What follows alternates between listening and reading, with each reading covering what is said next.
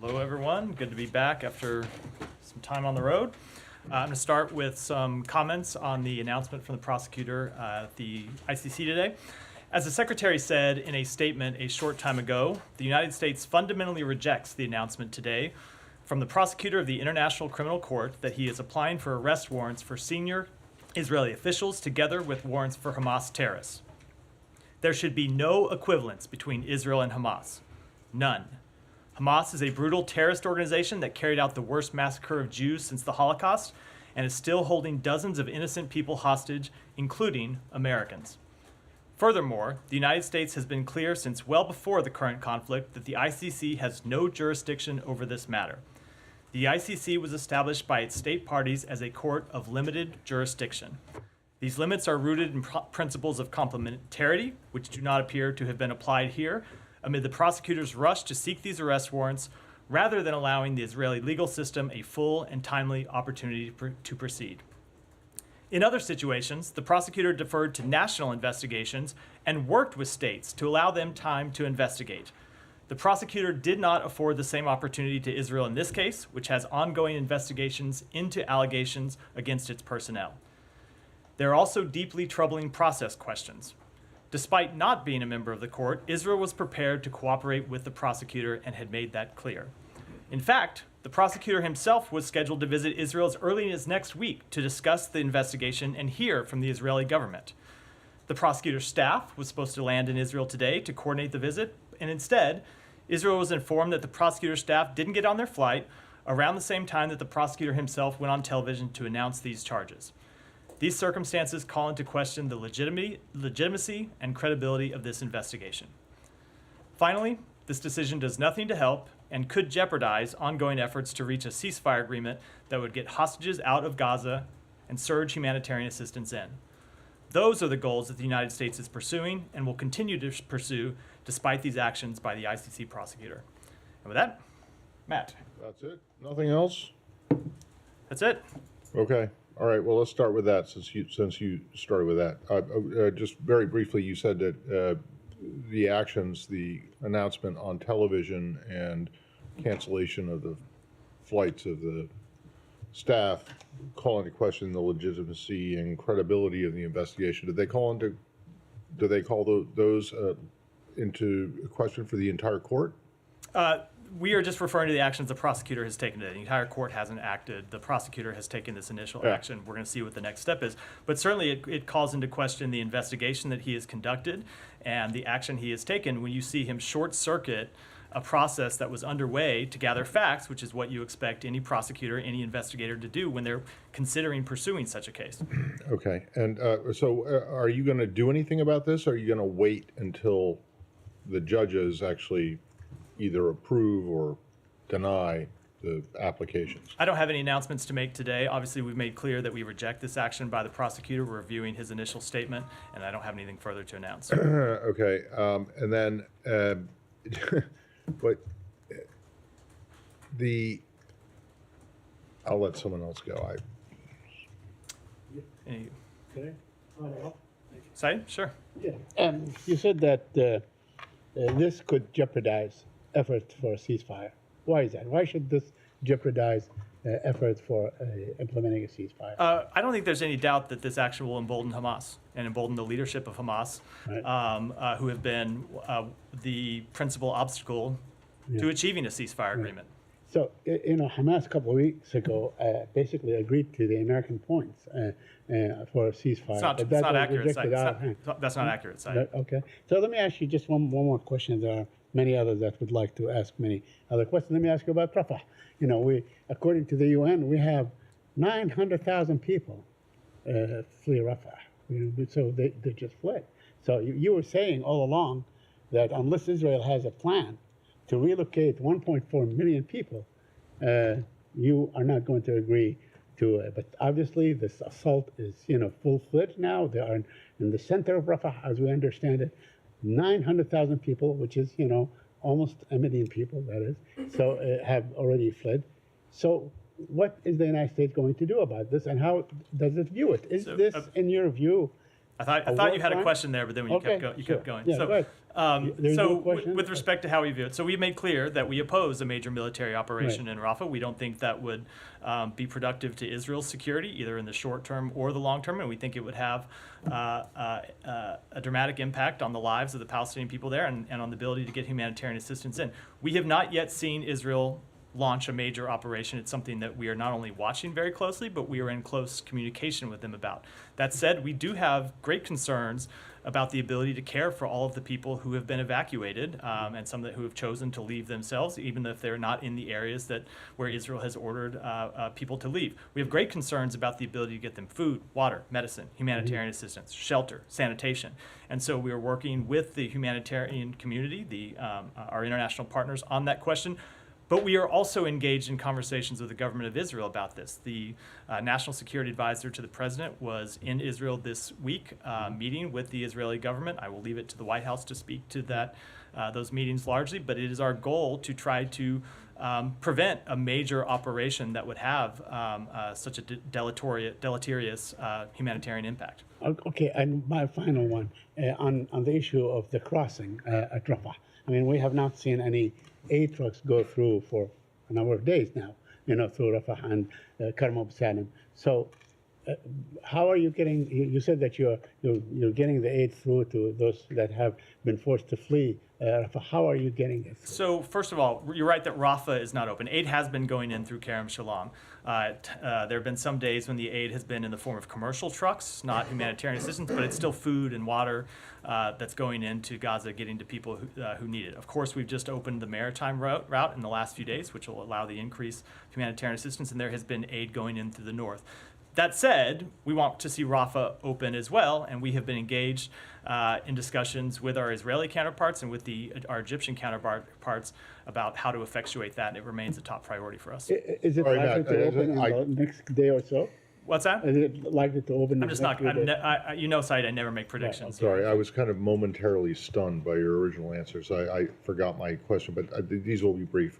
So are you okay then with the application for arrest warrants against Hamas?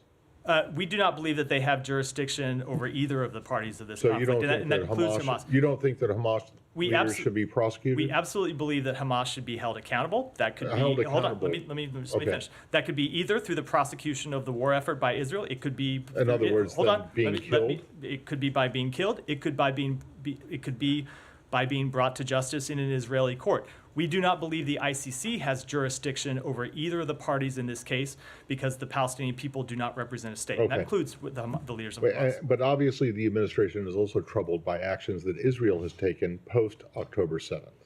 So where is the accountability for that? Where do the Palestinians go? This is a question I asked Ned a long time ago, over and over and over again. Where do the Palestinians go to seek redress? So let me answer this a couple of different ways. First of all, in the short term, with respect to questions of war crimes, Israel does have open investigations, a number of open investigations. We made this public when we released our report on National Security Memo 20, including some investigations that have become criminal investigations into conduct by members of the IDF. That is the first instance for judging whether someone has committed a war crime or a violation of IDF code of conduct. That's one of the reasons why we have concerns about the ICC. The ICC is set up to be a court of last resort. If a country isn't properly holding itself and its personnel accountable, that's when the ICC comes in, not in the middle of the process as they have done here. That said, ultimately, and you know this, Matt, and because we've spoken about it a lot, we believe that there should be the establishment of an independent Palestinian state. And an independent Palestinian state would have the ability to join the Rome Statute and become a member of the International Criminal Court, as every state in the world has the right to do. But that is not So where do they go in the meantime? They are not SOL. I said, first of all, Israel has its own investigations. Second, we have accountability mechanisms here. We have processes that are ongoing to look at Israel's compliance with international humanitarian law. So there are places to look at these questions. It's just, in our view, fundamentally not a role of the ICC. And I should say, but remember, we have a jurisdictional complaint here, in that we don't believe the ICC has jurisdiction. But if you looked at the statement the Secretary made that I echoed in my opening remarks, that isn't our only problem with the action the prosecutor has taken. We also have a problem that he has short-circuited an investigation and brought this action without waiting to see where these Israeli investigations end up, without completing the trip that he had planned to come to Israel to look into these questions. So it's not just a question of jurisdiction, it's so also a who- question of who the way does- the investigation All has right, been well, conducted. so let's just focus on jurisdiction for a second. Who does have jurisdiction here? So the government of Israel has jurisdiction. Over we the have, occupied territory? We have jurisdiction. Over Gaza, which is not entirely They occupied. have jurisdiction into looking at the actions Okay, by their so the military personnel. Palestinians, if they have a We- complaint, they have to bring it to Israeli courts. we have jurisdiction, and we You have with the jurisdiction? use of our equipment. I'm sorry, With the, how do you have with the jurisdiction? use of our military equipment Matt, that we have provided? How do you have jurisdiction? If you look at the Leahy law, if you look No, at that's not jurisdiction in a criminal process. That's not in the jurisdiction criminal over- process, but it has to do with the determinations that we make and the policies that flow but from that's it. not So, but jurisdiction. Matt, long term, you were right that we You want to see. used to work for DOJ, you- Matt. you Come were- on. you- There's no it is- U.S. it does is not have jurisdiction. There are here. different. I wasn't referring to criminal jurisdiction, Matt. There are different ways to look at this. Long term, we agree with you that the Palestinian people should be a state that has and have the ability to make these determinations. But that's not where we are today. That's where we're trying to get to. You were fine with the ICC going after. Go ahead, Humera. Time flies. Matt, what about the merits of the arrest warrant? You pushed back on the jurisdiction and the process. Does the United States, is it able to challenge the substance of the arrest warrant? I mean, some of the things that the prosecutor says, evidence his office collected showed Israel has systematically deprived civilians of objects indispensable to human survival, including restricting food, water, medicine, and energy. Is the State Department able to challenge the arrest warrant application on those bases? I am not going to speak to all the details of the prosecutor's arrest warrant because there will be a process for getting into that at the ICC, and people will be able to challenge that. But I'll say we have spoken to the provision of humanitarian assistance, for example, recently when we issued the report on NSM 20, where we laid out where we have seen Israel not taking all the steps that we thought they ought to take, but we saw an improvement and a turnaround and an increase in the ability to get humanitarian assistance in. But I don't understand why you can't address this right now, because when So I'm not a lawyer in court going point by point by his arrest warrant. When South Africa brought the case in ICJ, U.S. called it meritless, and right now, can you call the substance of the arrest warrant applications meritless? So I will say we believe it is fully unfounded, should not have been brought. Now, with respect to the underlying allegations, we'll have time to look at that. This is an arrest warrant that was issued today. We'll have the time to look at it, to digest it, and perhaps issue a more complete response. But as I said, we shouldn't be where we are today because there are processes ongoing to look at some of these questions that we think should have been allowed to play out. And as I said, when you look at the fact that the prosecutor was scheduled to go to Israel and his staff was scheduled to go there today, we were puzzled to understand why he would yank those trips and go on television to make an announcement, something that also is very strange, as Matt pointed out. I used to work at DOJ. It's not usually how prosecutors announce their. Wait a second. I did not say that it was you pointed strange out. that he You, went no, on no. TV. You pointed out I used to work at DOJ. Is what I was referring to. It's a strange thing for a prosecutor to make an initial arrest announcement on television, not in a formal document. So we look at all these circumstances and have real concerns about it. Right. In terms of accountability, though. Sorry to put words in your mouth. I think Well, it was fine, but- the part that I meant I was attesting Are you you was what telling followed, me not that Eric Holder never did a TV interview? In your time not as spokesman? not to announce an arrest warrant before we had issued any actual Okay. charging documents. No. So you're just and I think, angry and, at no, his, and I will you're say that- angry at the process that he used. I will say the process itself calls into question the underlying substance. Right. In terms of accountability, though, you talk about the fact that Israel has open investigations. So what kind of timeline did Israel provide you to conclude those investigations? So we have made clear to Israel that those investigations ought to proceed expeditiously. And they ought to reach conclusions as soon as possible. And have they provided you a I'm not timeline? going to. I'm not going to speak to our internal discussions or speak for the Israeli government, but it is very difficult always to put a timeline on any kind of investigation, certainly on a criminal investigation, and I wouldn't want to do that on behalf of the foreign government, other than to say our expectation on behalf of the United States is that they should proceed and finish as soon as possible, but not at the expense of thoroughness. And that is always the balance when you look at investigation, is expediency versus thoroughness. You want to be quick, but you want to be thorough. That's more important. And my final one is, does the ICC arrest warrant, I understand you challenge it from a jurisdiction and process point of view, but I suspect the U.S. still recognizes the ICC, right? We do. Right. Yeah. So the fact that the prosecutor has applied for an arrest warrant and talking about crimes against humanity, does that give the State Department a pause or like give you second thoughts about the conclusions of the NSM report? I mean, you have raised certain concerns there, but then you did find Israel's assurances credible. Is that something that would make you rethink that conclusion? No, if we saw new evidence, we would always look at that and be willing to, we're always willing to look at our assessments if they are changed by new evidence that comes in the door. But we had conducted a thorough review in writing that report, and there's nothing that we saw in the charges announced today that changes our fundamental conclusions. Can I just follow up on Matt's first question or second question to you, and you saying that you have nothing to announce today in terms of action that the U.S. might take? Can you just help us understand, is the administration considering taking action against the ICC because of this? You should not read into my statement to Matt that we are either considering anything or not considering anything. It's just to reflect the fact that this is an announcement that was just made this morning. We are reviewing the document the prosecutor put forward, and I don't have any announcements to make about what our upcoming steps might be. Is there any way that the U.S. is able to stand in the way of these arrest warrants actually coming to fruition, like, logistically? That is a question that is beyond my remit as someone who's not an international lawyer to answer. So I'm happy to look at that question and get back, but ultimately I think that's a legal question for the ICC more than us. And you said that the U.S. still supports the ICC as a legitimate body, but does this undermine the ICC as a whole? I mean, like, how do we think about those two things? You guys are still supporting the ICC investigation in Ukraine, yet here you're saying, you don't think they have jurisdiction. But how does that not make an impact on your view of the ICC writ large? The ICC has done important work over the years to hold people accountable for war crimes and crimes against humanity, and we have supported that work. And that's not changed by the announcement today, but I will say that we do have great concerns about the prosecutor and the steps that he took. And like I said, it's not just because of the jurisdictional question. It would be one thing if we were just looking at a jurisdictional dispute here where the prosecutor believed that he had legitimate jurisdiction and we believe that he fundamentally didn't. That is a legal question that lawyers can argue, as they often do. But ultimately, we look at the way the investigation itself has been conducted, and that gives us added concerns about the actions that he took. Okay. Yeah. Thanks, Matt.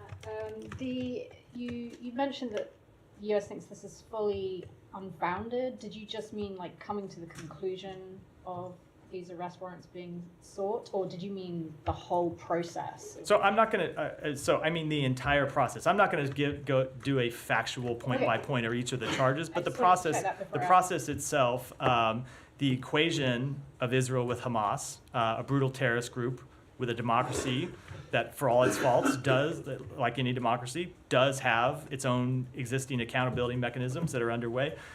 We find that process and the outcome that it has generated deeply flawed. But the ICC coming to this conclusion, presumably they're looking at pretty similar material to what the US looks at when you're doing your own process and assessment of the actions that that Israel has taken. So if they are looking at open source evidence and that kind of thing, is the US can you say whether you're confident in the process that the ICC uses to get to its conclusion, or I don't have any confidence in the process that they use to get to conclusion in this case. In fact, quite the opposite. And I don't know where they got their information. This goes to the point I made in my opening statement about calling off a visit to Israel, where they could have interacted with the Israeli government. They, of course, are not on the ground in Gaza to collect information firsthand. Whether they've been able to collect evidence otherwise, I don't know. I presume we would see as the case goes forward. What do you mean you don't know where they got their information from? A lot of it's open source. That's so my point and is. do they have to go to Israel to figure out what public comments from Israeli officials? It is not just so. Whenever you're conducting a case, it's not just a question of public comments. I would think, if you were going to bring a case of this nature, you might want to go to the Israeli government and say, "Okay, we have concerns." Hold on, let me just. We have concerns. And they didn't? We have concerns You're sure that they did? We have concerns about the following things. Why don't you brief us on your ongoing Okay, investigations and you know tell that us- they didn't. I know they have not conducted a full, complete process to that regard. There was a trip that was scheduled to go through some of these questions. but That trip, hold up, that trip has before been in. now- Whether they've conducted some limited review, I will let the Israeli government speak to that. I know that they have not, that the Israeli government was prepared to cooperate in much more extensive detail, and that process was ended by the action the All right, prosecutor let's turn took it today. around. What about Hamas? I don't think Hamas was going to cooperate with an investigation. No, if that's okay. that's the question. So they don't need to go to Gaza and talk to Sinwar and who's the other guy? I can't remember. Yeah, and they don't need to go to Doha, but they do need to go to Israel. So we don't even get to the question because there's a jurisdictional issue. Right? We don't believe they have jurisdiction over the leaders of Hamas who No, are you're in not, Gaza. but now you're. We have more than one concern about this I case. get that, but So I would say if you but if like, they don't have so, jurisdiction, then why are you saying that they should have gone to Israel? Because Israel is not a member of the court, because and you are not a member of the court. So why should they go to Israel? we have more than one concern. As we said in the statement, despite Israel, we made the clear statement, despite Israel not being a member of the court, they were willing to cooperate. With respect to Hamas, however, I would say it is. You can conclude, looking what happened on October 7th, that Hamas intended to kill civilians. That is No doubt. That is without doubt. Absent the jurisdictional questions, it would absolutely be a war crime and a crime against humanity. I'm just wondering why it's a problem hold on, for you cannot guys. say the same about the state of Israel. Well, okay. I'm just wondering why it's a problem for you guys, for the ICC to go after Israeli officials, and doesn't seem to be a problem for them to go after Hamas. That's not what I said. I made clear already. We don't think they have jurisdiction to go over Hamas, to go after Hamas. But so should Hamas be held accountable for what they did? I answered that question a little while ago. I said, And yes, who they is should to hold them- absolutely be held accountable. The and who- Israeli right, the government should Israeli hold them government? accountable on the battlefield, and if not a battlefield, in a court of law. All right. Could you clarify something you said to Camilla? Sorry, Matt. You said that the fact that they were combined together, the two indictments, if they were separate indictments, if there were separate orders of arrest and so on, would that be acceptable? If, let's say, It doesn't. it It doesn't change the jurisdictional does objection. not, that we have. yeah, but that you would accept, just so I can No, understand. I just said know, the opposite. Matt, We have yeah. a jurisdictional objection. So, So, if, no. if there was just an indictment of Hamas by itself and of Israel by itself, you can say we take the indictment against Hamas, but not against Israel. Is that I'm So- trying to understand? No, then I thought I was clear. We do not believe they have jurisdiction to either of the parties in this conflict. Follow up. Yeah, go ahead. Thanks so much. So you said Israel does have open investigations. Are you satisfied with the way Israel conducts these investigations? I'm not ready to offer an assessment on that at this point because the investigations are ongoing. I think it's appropriate to wait for their conclusion. If there are investigations that conclude that we don't think have been conducted appropriately, and we don't think there has been justice when there ought to be justice, and we have the ability to make that assessment ourselves, we will absolutely stand up and say it. But the investigations are ongoing right now. We can't offer that kind of conclusion at this point. Will there be any consequences if you are not satisfied? That gets into a hypothetical that's several steps down the road. We haven't even gotten to the point of that sort of finding yet, so I'm not going to engage with that. Just one more on this in accusations. The ICC accuses Netanyahu and Gallant of causing extermination, starvation of civilians as a method of war, deliberately targeting civilians. Do you think those things are not happening in Gaza? We don't. We have made clear that there have been steps that we wanted Israel to take to improve the delivery of humanitarian assistance that for a time they weren't taking. Now, they often will come up and present objections and say they're trying to prevent, for example, military items from getting in or dual-use items that can be used for the military to get in. They will say that they have restricted movements in certain areas because it is an area where the military is operating. They don't want to put humanitarian actors at harm's way. Whatever the case may be, there have been a number of times we've made clear that their actions weren't good enough and we needed to see improvements. And you've heard the president say that, you've heard the secretary say that, and more importantly, you've seen the president and the secretary get involved to bring about a change in behavior on behalf of the Israeli government, and we've seen that change. So the fundamental bottom line reality is that we have seen food get in, water get in, medicine get in, not enough, You have but seen we have that seen a change, but trend line are where you- it is improved. Are you satisfied with the amount of humanitarian aid getting into Gaza? We have seen an improvement, but until People in Gaza are not hungry till they have enough to eat, enough to drink, medicine, shelter. We will not be satisfied, and we won't stop pushing for more. Absolutely. Shannon, go ahead. It's okay to move on to Iran. Sure. Can we still in? Let me. Yeah. Go ahead, and then we'll come back to you. Okay. I'll come back to Couple you of next, questions in addition to everybody else asked is, you said that Israel is not a member of the ICC, which is true. But also, I don't know if you're aware of this or not, but Israel has supported the candidacy of Mr. Khan when he was elected in 2021. And they wanted him to be there. So the fact that they actually endorse him, they know there are some consequences, otherwise they won't bother in the first place. So this is just to, I don't know, It doesn't change the underlying jurisdictional question. Okay, so my question is, lawmakers agreed with you. They said the same, they repeated the same statement they issued in the White House, but they went further and they said actually the decision is anti-Semitic. Do you agree that this decision is anti-Semitic as well? That's not an assessment that we have made or a conclusion we have drawn.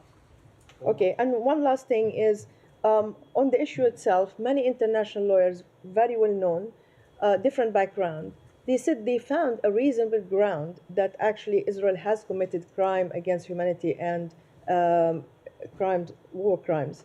Does the State Department lawyers have a different conclusion, or you have not reached this conclusion, or they disagree with them? What exactly the difference between the lawyers who works at the State Department and international lawyers who found different conclusion? So let me try to separate the ICC and answer this in two ways. One, when it comes to the ICC, we have a jurisdictional issue, and then we have an issue with how this investigation was conducted. But to answer your underlying question about making that sort of determination, it is a question that we are looking at here. We have ongoing processes to look at Israel's use of U.S.-provided weapons, and those processes are ongoing. We have not yet reached final determinations.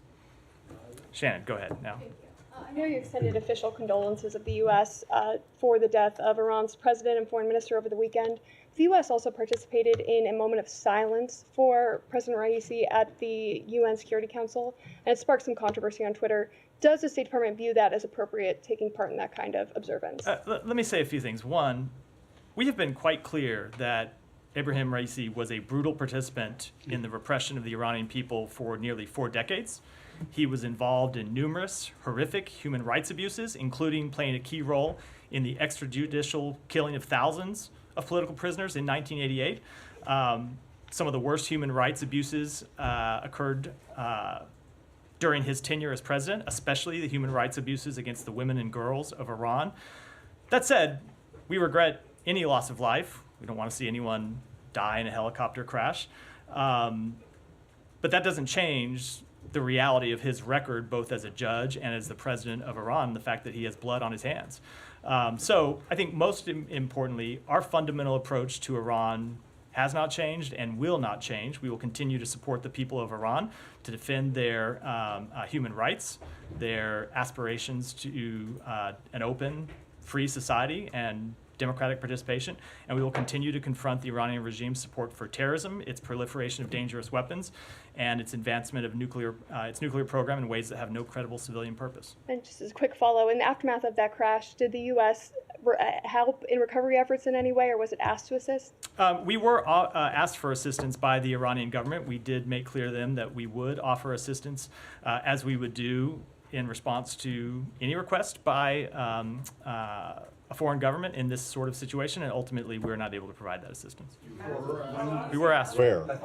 I'm not going to get into the details, but we were asked by the Iranian government for assistance. We said that we would be willing to assist. It's something that we would do with respect to any government in this situation. Ultimately, largely for logistical reasons, we weren't able to provide that assistance. All right, and then can I just ask you about the state? What exactly is official condolences? So condolences on behalf of the United States government. Well, then why doesn't it say that? This is like, official condolences means absolutely nothing, and I'm not even sure why you're offering condolences if this guy was as bad as you say he was. Look, why? I mean, because we regret any loss of life. We don't want to see people die in helicopter crashes. It doesn't change our view of him view the Really? regime. There but is I'll not say, one but person that you can think of that there the are- United States didn't want to see in an air accident. There Ever. Really? there were None? there were people on board that aircraft who have families. We thought that's an appropriate step to take. It's the step the United States government has taken when any number of foreign leaders with whom we had vehement disagreements have died. But we also made clear in that statement that we continue to support the Iranian people in their fundamental struggle for freedom. Really, well, I would just point out to you that when one of the former presidents of Cuba died, this would be Fidel Castro, one of your predecessors, did not offer any condolences. And basically said good riddance. So I will. And if you really think that Raisi was as bad as what you have laid out at the beginning, I'm just a little bit curious as to why you would put a statement out, no matter how short it is, but with the line official condolences in it. I don't get it. As long as we're addressing the historical record, the United States offered condolences when Hugo Chavez died, when Joseph Stalin died, people with whom we had great disagreements. Yes. So Joseph Stalin was also an ally of the United States all through, and we talked about this earlier, all through World War II. He did not die during World War II. He died No, he afterwards did when our not. disagreements with him were quite clear and quite plain and quite well articulated by the United States government. It is a step that the United States takes, recognizing that people have families, and in no way at all, undermining our fundamental view of the Iranian regime and its crimes against its own people and our support for the Iranian people. Go ahead. Yeah, Geeta, go ahead.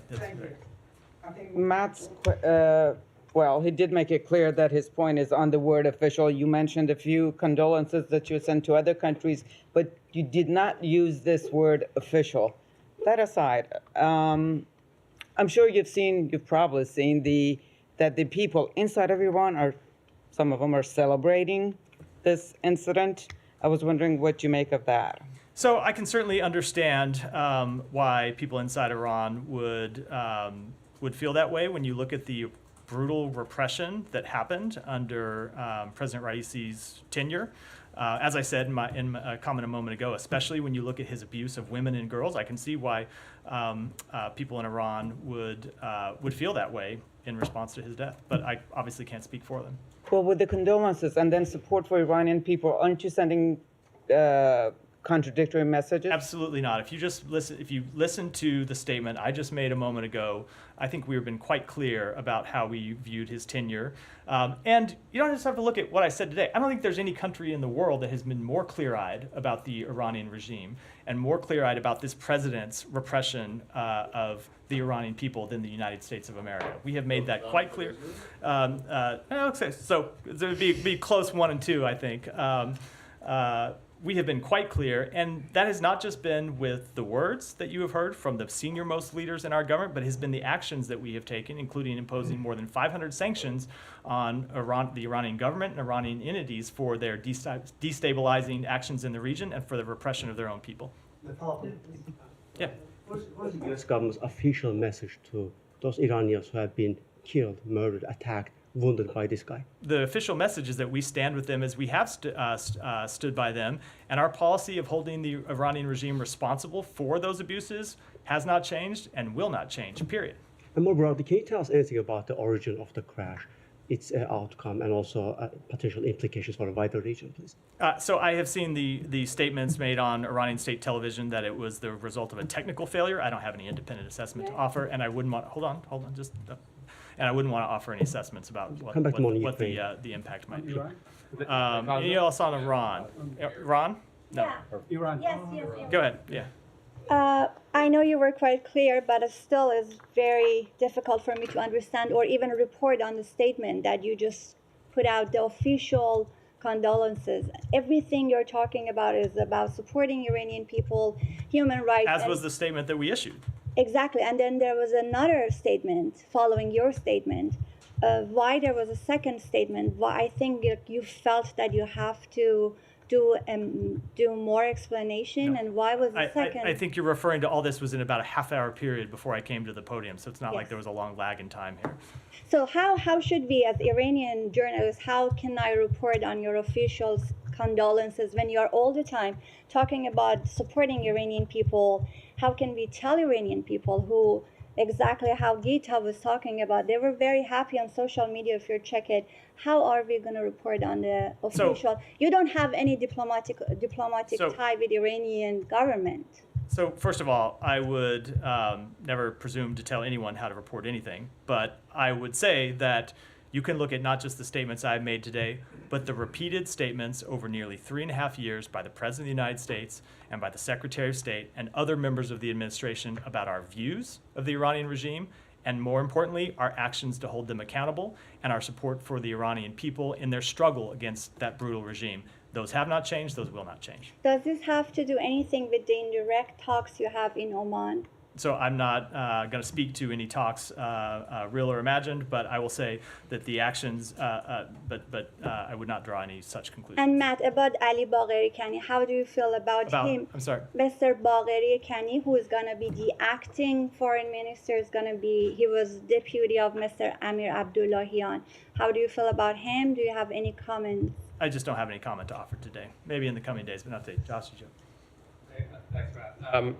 I just wanted to follow up on what the condolences question. Seems like you're taking kind of a ask not for whom the bell tolls approach to this. A what approach? The John Donne poem. Never mind. No. I just didn't hear it. Said not for whom the bell tolls, it tolls for thee. Yeah. Anyway, my favorite author. So I would, had I heard the reference, I would have liked to think I would have caught it. Is your favorite author? Really? Well, then perhaps let's shorten the sentence. Well done, Matt. I will do my best. I have a lot to get through up here. Maybe if my questions weren't interrupted so often. Go ahead. Have to get it all out, or I know if I pause for one breath, you jump in. Go ahead. Sorry, it's actually John Donne, not Hemingway. But anyway, but in all seriousness, Masih Alinejad says that these condolences are a slap in the face to Iranian women and salt in the wound of people who the regime has oppressed. Listening to what you say today, and I'm wondering, who's the target audience for this statement? What effect are you hoping it will have? I mean, I can't believe you expect that the Raisi family will find some consolation in the U.S. government statement here. Is it a courtesy to the Iranian government? I mean, we didn't hear this kind of statement when Yevgeny Prigozhin famously died in a plane crash. Not a head of state. Neither is Raisi, but yeah. But not a official. I mean, just what are you trying to accomplish here, and how do you balance it against these other costs? It is the type of statement the United States government typically makes in these situations, as I went through, including with some quite objectionable people, as we have done throughout our history. But it doesn't change at all our view of him, our view of the regime, or the policy that we will carry out with respect to that regime. But you didn't acknowledge his re-election, and you didn't say anything about that.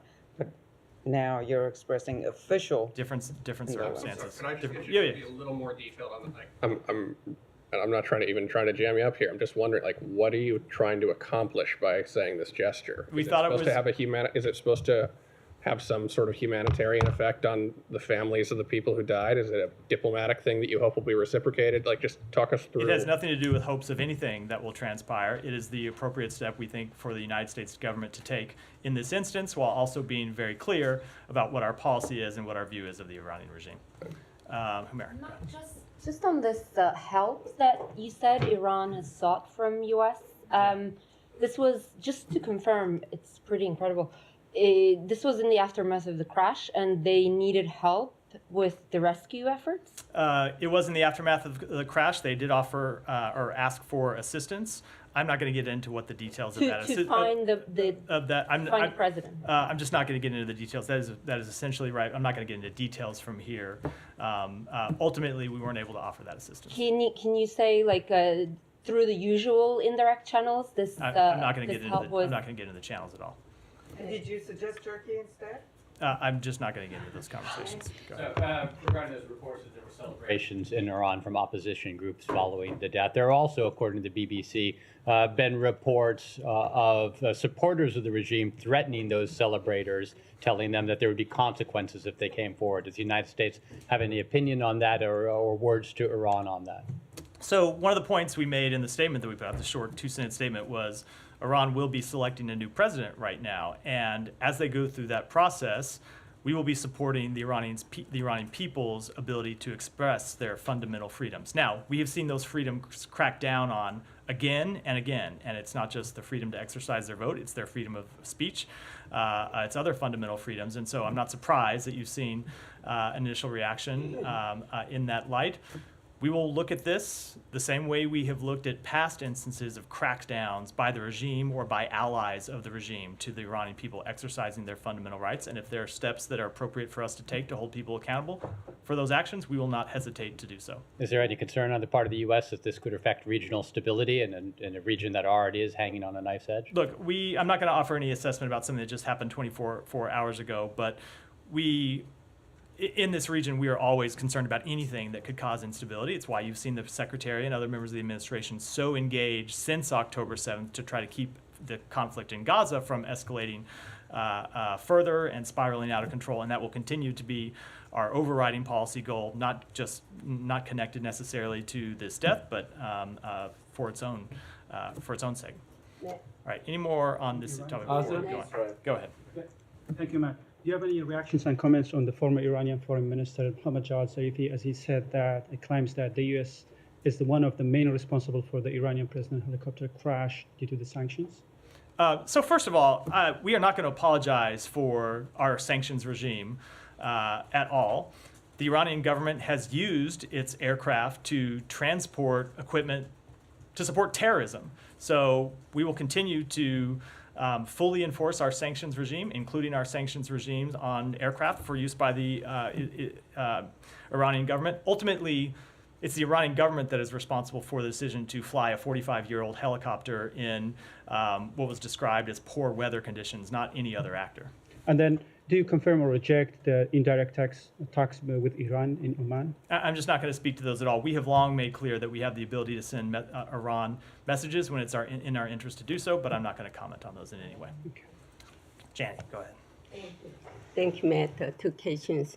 North Korea launched several ballistic missiles into the East Coast last weekend. This was done right after Putin and Xi Jinping announced their support for North Korea at the summit. Do you assess that North Korea, China, and Russia will deepen their solidarity?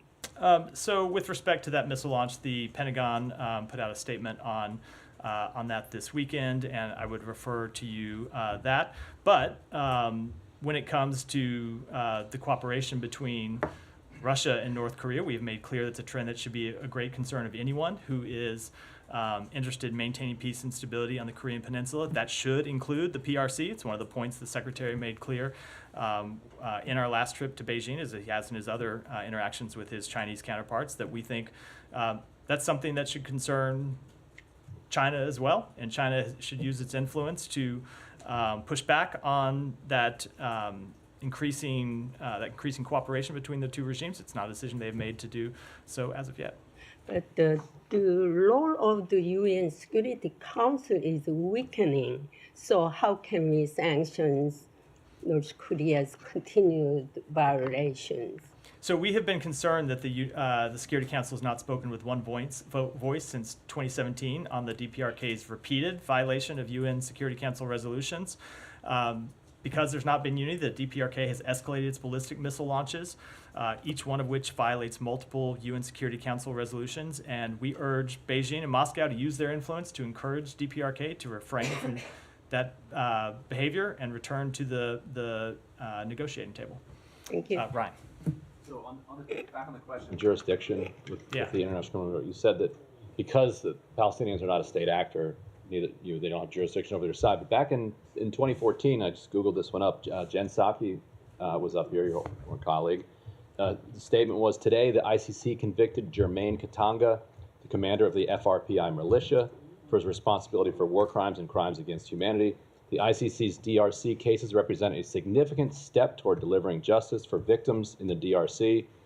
She then went on to say, the United States reiterates its call for the apprehension of Sylvester Mudakumora, another leader of an abusive rebel militia in the DRC, who is subject to an arrest warrant by the ICC. The Department of State continues to offer a reward of up to $5 million for information leading to his arrest. So, at least in 2014, it was the position of the administration that you could even put out a reward for the arrest of somebody that would then go to the ICC and would have jurisdiction. So why does it not that apply to the current conflict? So we have supported the work of the ICC in previous cases. I can't speak to this case because I don't know the fundamentals of it. I don't know the jurisdictional questions. Ultimately, the main way that the ICC has jurisdiction is if one of the two state parties to a case is a signatory to the Rome Statute and comes in under the ICC's jurisdiction. That is not the case here. You have Israel, who of course is not a signatory to the ICC. The Palestinians, who do not represent a state at this time, and so in our view cannot sign the Rome Statute and come under the ICC's jurisdiction. I can't speak to other cases. I'd have to look into it in more detail. And one quick follow-up to what Saeed had asked about whether or not the U.S. had approved the deal that Hamas said it agreed to. There's a lot of reporting in the region that CIA Director Burns was involved in that, had approved. Are you saying that is that not the case? What was Burns' involvement there? So I'm not going to speak to any of the reporting because I know I will just say because there has been reporting all over the map on this question. Some of it right, some of it partially right, some of it completely wrong. I will say that the reporting that Hamas had accepted a proposal that we put on the table was not accurate. They had sent back a response that accepted some of it but offered amendments. Some of those amendments are significant in nature. And they claimed at the time they had accepted the response. That's not what or accepted the proposal. That's not what had actually happened. Just extremely briefly, it's not just the DRC that you guys have supported ICC investigations into or offered rewards. It was Uganda, the Lord's Resistance Army. There was a big push made and rewards offered for that. So I'm glad that you said that it's not just the DRC. But secondly, when you said that the ICC in this case, at least with Israel, didn't go to Israel to interview people, they also didn't go to Gaza or to Doha, correct? They will have to speak to that. I just don't know. And then in another case, I know they didn't go. I know they didn't go to Gaza. Whether they went to Doha. Okay. No. And then another case, another ICC case that you have supported, or an actual arrest warrant that was issued, not just applied for, but was issued in terms of Russia, Ukraine. Did the ICC prosecutors go to Russia to interview the people who were ultimately given subjected to these arrest warrants? So the difference between Russia and Israel is that Israel is a democracy with accountability mechanisms and investigations that are underway. That is not the case in Russia. We are not aware of any Russian investigation into war crimes. But the that is underway. similarity between the two is that neither of them are parties to the Rome Statute. Neither of them are members, just like you are not. So Ukraine is, however, in that case, and that's why they have jurisdiction in that matter. It's one of the parties to that conflict is a member. So in other words, then it's okay if they go to one side but not to the other? That is the fundamental. That is how jurisdiction is fundamentally applied under the Rome Statute. Is if one of the parties to the conflict is a signatory to the conflict, and that's not a case. Yes. So if you're not a signatory to a conflict, then it should be. Then apparently it's okay if they don't. The prosecution doesn't go to that country. So in this case, Russia. So it is not. And then this current case, Israel, which is not a signatory to it, but you don't have a problem with it where they didn't go to Russia. There's a you have a problem with it when there is a fundamental difference here, and is that Israel said they were going to cooperate with the investigation. Russia did not.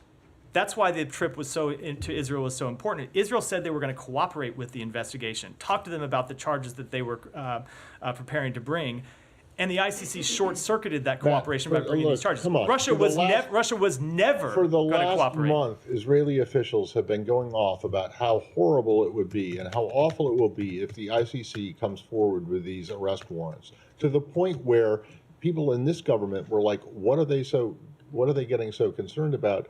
Nothing is yet happening. Well, now it has happened, okay? But they have made clear from day one that they don't think this is a legitimate investigation. What makes you think they were prepared to cooperate? So I can only say that they had a trip scheduled for the prosecutor himself where they planned to cooperate. Now, look, if he had made that trip and been stiff-armed, that'd be a different circumstance, perhaps. I have a fundamental hard time arguing why it was he had to bring these warrants today before he completed that trip. Why not go and see if they're cooperating and make the assessment afterwards? That's not what happened. Go ahead. Thank you, Matt. Very quick question. questions. In a recent media interview, Indian Prime Minister Modi revealed how he made an effort to stop Israel's attack in Gaza during the holy month of Ramadan by sending an envoy to Tel Aviv. Is the State Department aware of this? So I am aware of those comments. I don't have any comment on them. May I draw your attention to a New York Times investigative story titled "Strangers in Their Own Land Being Muslim in Modi's India," which describes how the world's largest Muslim community in India raising their families and children with fear and uncertainty. Have you engaged with the Indian officials in these issues? So I won't speak to private diplomatic conversations, but we are deeply committed to promoting and protecting universal respect for the right to freedom of religion or belief of all. Around the world, we have engaged many countries, including India, on the importance of equal treatment for members of all religious communities. Is the U.S. considering reinstating the GSP facilities for Bangladeshi product, as Bangladeshi Foreign Minister told on Saturday, Assistant Secretary Donald Lu assured Washington would consider reinstating the GSP facilities for I just don't have any announcements to make on that regard. Alex, go ahead, and then we'll wrap for today. Ukraine, two questions. Yeah. You were with the secretary in Kiev. We'll give you a chance to respond to this latest notion that the U.S. doesn't want, is afraid of seeing Russia lose. That the U.S. what? Doesn't want to see Russia lose, and that, the statement came from the Ukrainian president. Why wouldn't you want? The statement came from the Ukrainian president. I don't believe I saw a statement of that. The United States fundamentally wants Ukraine. Want to see Russia lose. So there are two parties in this conflict. One is Russia, the other is Ukraine. We fundamentally want to see Ukraine win this war and have made that clear, including, I think, by providing them with billions of dollars in security assistance. You have also seen the secretary make an entire speech about the strategic failure that Russia has brought on self by launching this conflict. So I'm not sure what that just to be clear, you want to see Russia lose the war. And we want to see Ukraine win, which by its very nature means Russia. Why can't you just say that we want to see? Look, so we would rather see Russia just end the war. So I'm not sure how we got into this semantic argument about this, but I think our position on who we want to see win this war and who we want to see lose it has been pretty clear for more than 2 years now. Thank you. I want to give you comments on former Deputy Secretary Tony Nuland's interview last night, in which he urged the administration to lift all the restrictions, including the use of weapons inside Russia, in which he says actually Russia is a beneficiary of our hesitation. So I don't have any comment on that other than that our policy hasn't changed. Well, that will infer. Yeah, go. Two more completely different. Go ahead. Be extremely brief. One on Congo. Do you know anything about these three Americans, one dead and two arrested, who were allegedly involved in this apparent coup attempt? So a few things about that. First of all, just as a policy statement, we condemn the armed attacks on the residence of National Assembly deputy and the National Palace, and denounce political violence in all forms, and we are extremely concerned by the reports of involvement by U.S. citizens. We are closely monitoring the situation, and we will cooperate with DRC authorities to the fullest extent possible to investigate with respect to involvement of U.S. citizens. So first of all, with respect to the individual who is deceased, we do not have any record of him being a United States citizen. With respect to the other two who have been reported to be United States citizens who are reported to be in custody because of privacy restrictions that you all are well familiar with, I can't comment on those cases in detail, other than to say that whenever a United States citizen is arrested overseas, we seek consular access, and we would do that in any circumstance. But you have sought consular access for these people who are reported to be. So I don't know if I can say that without violating the privacy rules in every. Well, either you have or you haven't. But you know the rule. You've been told. I get it. We have to go get a privacy waiver before we can say that. I know it's silly, but it's apparently the law, Privacy so I'm going to follow it. Even before. Have the Congolese notified you that there are two American citizens who have been arrested? So, due to these privacy restrictions, there's not much more I can say today. They have to do it under the Vienna Convention. But I hope to be able to say more, as we often are able to do in these cases, and then, as we work through these issues. And then on the guy who apparently died, what do you mean you don't have any record of him being a U.S.? We don't have a record of him being a U.S. citizen. How about an LPR? So oftentimes that's harder to establish if someone's an LPR or not. There are different ways to look at the question. We don't, but I can say with respect to citizenship, we do not have any record of him being a citizen. Okay, and then on the other question, which is about Syria, do you have anything to say about the death of an American citizen in Syria over apparently, or it was just announced over the weekend? So first of all, we saw the statement the Kamal Maz family put out over the weekend, and our hearts go out to them at this difficult time. I will just say that we have engaged extensively to try to bring Kamal Maz home, and we remain committed to seeking a full accounting of his fate. With that, one more, yeah. And then Clarify, he was never determined wrongfully detained. Can you say what status he was given, if anything? So he wasn't determined to be wrongfully detained. I don't have a full understanding of it. I know that some of it has to do with not being acknowledged by the Syrian government, and some of it has to do with a status that he had already been assigned before the Levinson Act passed. Some of this gets into bureaucratic questions, but it did not change our work to try to seek a full accounting for his status, and that work continues. So with that, we'll wrap for today. Thanks, everyone. Thank you.